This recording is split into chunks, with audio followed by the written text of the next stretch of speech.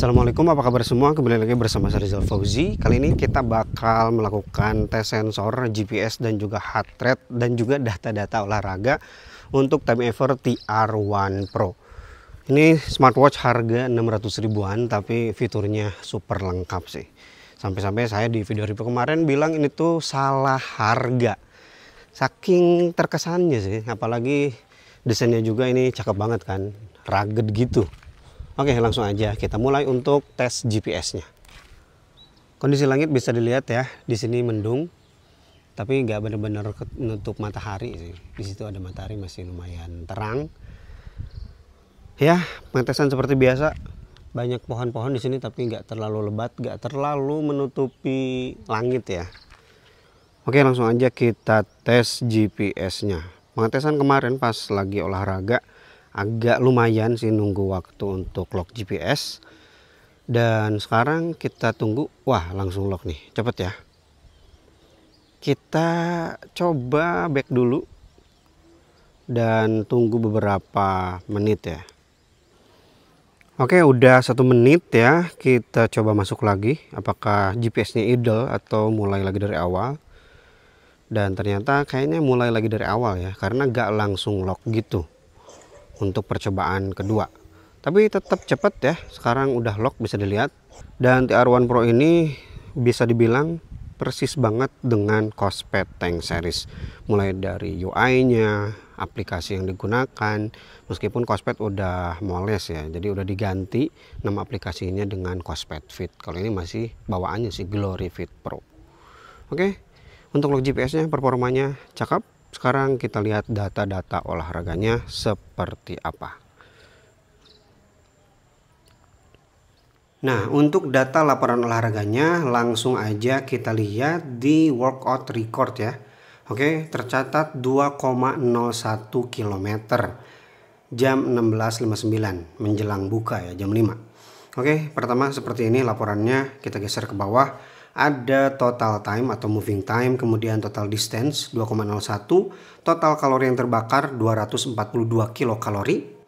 Next, di sini ada total steps, langkah yang dicatat selama olahraga, kemudian average cadence, average stride length, ya, panjang langkah, kemudian di sini ada average pace-nya juga, 9 menit 9 detik per kilometer. Average heart rate 149 bpm untuk rata-ratanya, kemudian ada paling rendahnya 103 dan bpm paling tinggi selama olahraga 167.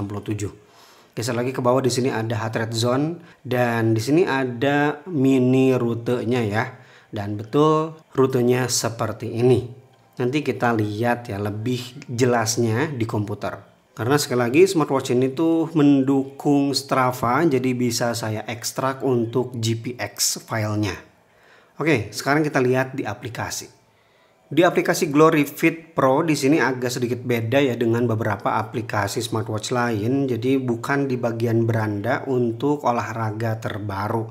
Kita harus masuk ke menu olahraga di sini dan ini di paling atas nih. 2,01 km. Klik lagi sekali lagi. Oke, tampilan awalnya seperti ini, ada map di sini. Begini ya, sama persis rutenya dengan yang tadi ditampilkan di smartwatch. Kemudian di sini ada tombol share. Nah, di sini menarik juga ya karena ini Glory Fit Pro sekarang udah bisa kustomisasi share datanya. Kita kembali lagi, di sini cuma ada tombol positioning doang. Tidak ada lagi yang lain, dan di sini untuk summary-nya, jarak, kemudian durasi, laju rata-rata atau pace, kalori yang dibakar.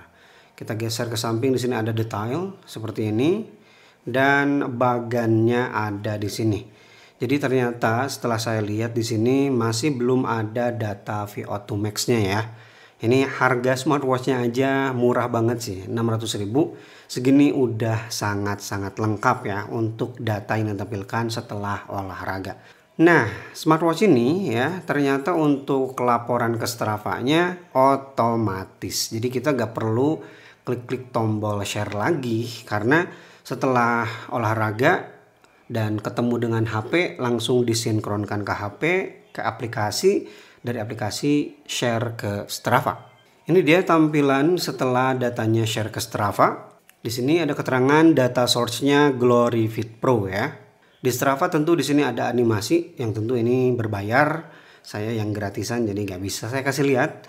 Oke, datanya cukup lengkap ya. Di sini ada distance, kemudian moving time, average heart rate, masuk nih average heart rate-nya ya.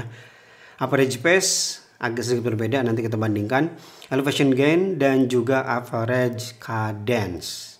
Geser lagi ke bawah ya untuk bagan-bagan yang lebih lengkapnya seperti pace, heart rate, dan juga cadence. Bahkan di Strava mah ada elevationnya ya.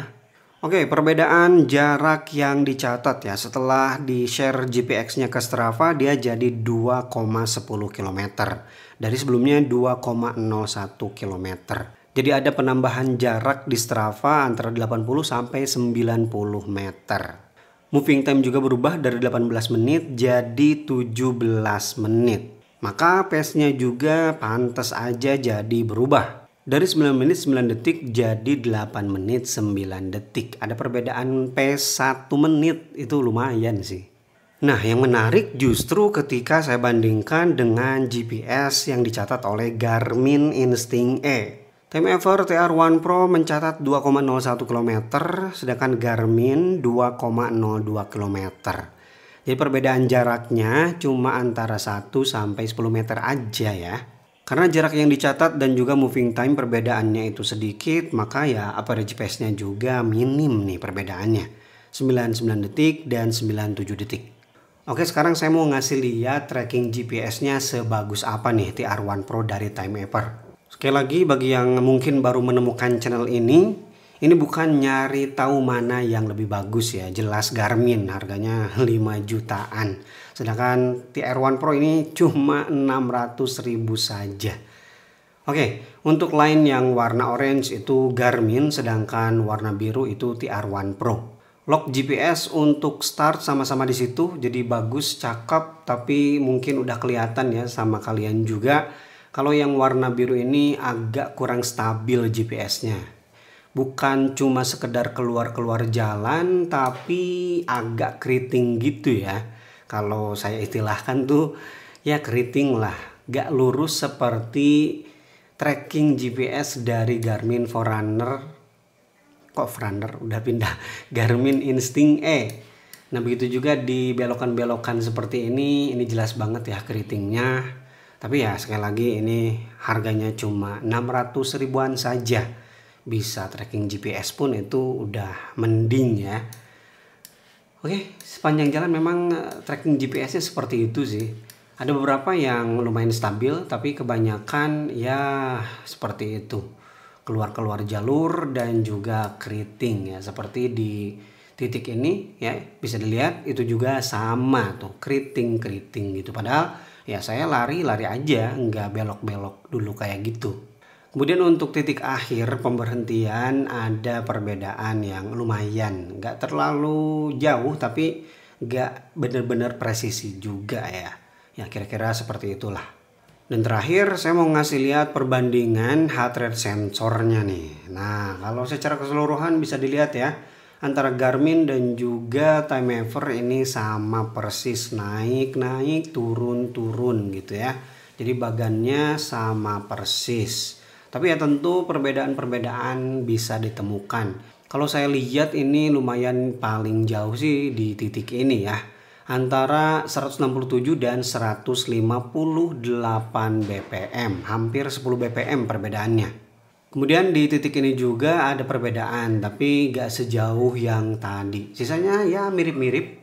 Bahkan kalau kita lihat laporan di aplikasi masing-masing itu identik sih sama persis ya untuk rata-rata dan juga BPM tertingginya ada di 167. Nah, yang jadi perbedaan itu di sini ya.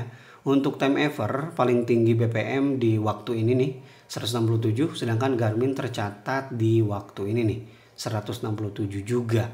Cuman kalau Time Ever pada saat yang sama di 166 BPM. Oke, saya rasa itu ya untuk tes sensor Time Ever TR1 Pro.